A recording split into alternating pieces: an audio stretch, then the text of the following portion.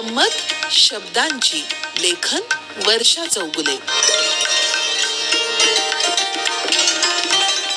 श्रोतेहो नमस्कार. आजचा शब्द आहे पात्र.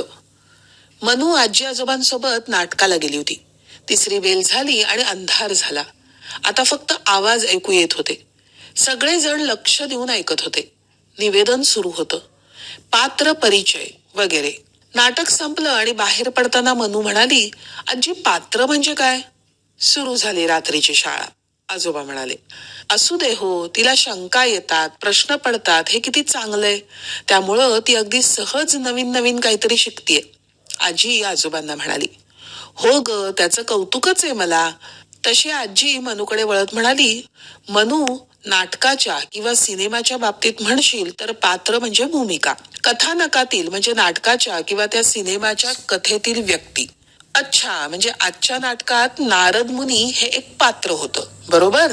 हो, त्यातली प्रत्येक व्यक्ती म्हणजे एक पात्र असतं. आणि असेच आणखीही अर्थ आहेत बर का पात्र या शब्दाचे.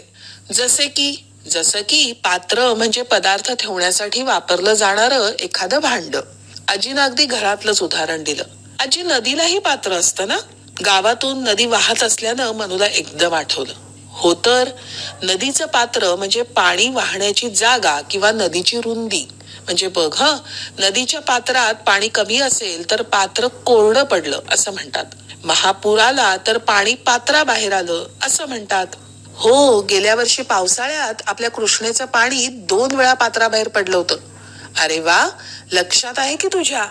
पण तुला आणखी एक माहितीये का बघ हं.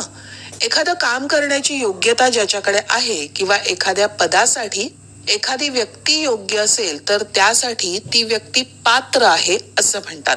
म्हणजे इथं पात्र याचा अर्थ लायक किंवा योग्य असा होतो, बरोबर ना? अगदी बरोबर. हीच पात्रता शाळेत परीक्षेच्या वेळीही दिसते. म्हणजे कशी सांग बघू? स्कॉलरशिपसाठी, अमुक या खेळासाठी पात्र विद्यार्थी अशी लिस्ट लावलेली असते ना फळ्यावर. छान लक्षात असतं हं तुझ्या. पात्र शब्द किती विविध प्रकारे वापरला जातो ते आता लक्षात आलं ना तुझ्या? हो आजी. आणि बघ, बोलता बोलता आपण घरी पोचलो सुद्धा.